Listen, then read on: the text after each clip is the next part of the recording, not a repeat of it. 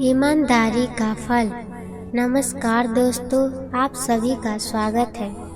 आज की ये मोटिवेशनल स्टोरी ईमान का ज्ञान बताएगी। तो चलिए शुरू करते हैं। काफ़ी समय पहले की बात है। प्रतापगढ़ नाम का एक राज्य था। वहाँ का राजा बहुत अच्छा था, मगर राजा को एक सुख नहीं था।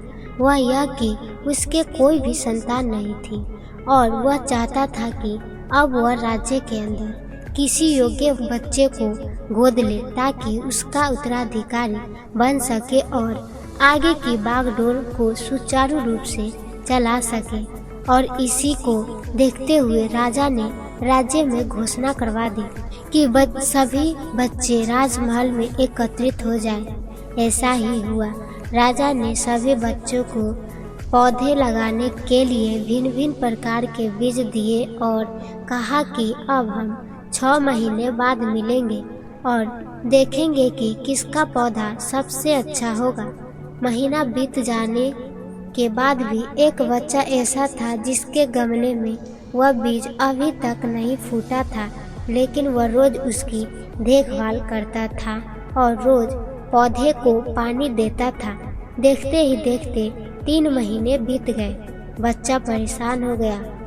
तभी उसकी माँ ने कहा कि बेटा धैर्य रखो, कुछ बीजों को फलने में ज़्यादा वक्त लगता है। और वह पौधे को सींचता रहा। 6 महीने हो गए।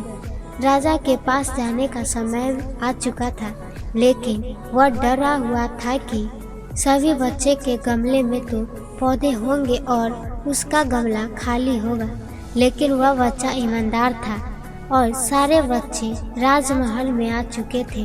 कुछ बच्चे जोश में से भरे हुए थे क्योंकि उनके अंदर राज्य का उत्तराधिकारी बनने की प्रबल लालसा थी। अब राजा ने आदेश दिया, सभी बच्चे अपने अपने गमले दिखाने लगे, मगर एक बच्चा सहमा हुआ था क्योंकि उसका गमला खाली था। तभी राजा की नज़र उस गमले पर गई। उसने पूछा, तुम्हारा गमला तो खाली है? तो उसने कहा, लेकिन मैंने इस गमले की 6 महीने तक देखभाल की। राजा उसकी ईमानदारी से खुश था कि उसका गमला खाली है, फिर भी वह हिम्मत करके यहाँ आ तो गया। सभी बच्चे के गमले देखने के बाद राजा ने उन बच्चे को सभी के सामने बुलाया। बच्चा सहम गया और राजा ने वह गमला सभी को दिखाया। सभी बच्चे जोर से हंसने लगे। राजा ने कहा, शांत हो जाइए, इतने खुश मत होइए। आप सभी के पास जो पौधे हैं वह सब बंजर है।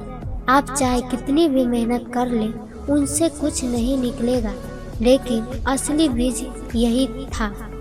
राजा उसकी ईमानदारी से बेहद खुश हुआ और उस बच्चे को राज्य का उत्तराधिकारी बना दिया गया। लेकिन हमें इस कहानी से क्या सीखने को मिला? मेरे हिसाब से अपने अंदर ईमानदारी का होना बहुत ज़रूरी है। अगर हम खुद के साथ ईमानदार हैं तो जीवन के लिए किसी न किसी पड़ाव में सफल हो ही जाएंगे, क्योंकि हमारी औकात हमें ही पता होती है। हम खुद को पागल बनाकर खुद का ही नुकसान करते हैं। यह मोटिवेशनल स्टोरी आपको कैसी लगी कमेंट में ज़रूर बताएं और फिर मिलेंगे नेक्स्ट वीडियो में अगले मोटिवेशनल स्टोरी के साथ। तब तक के लिए धन्यवाद।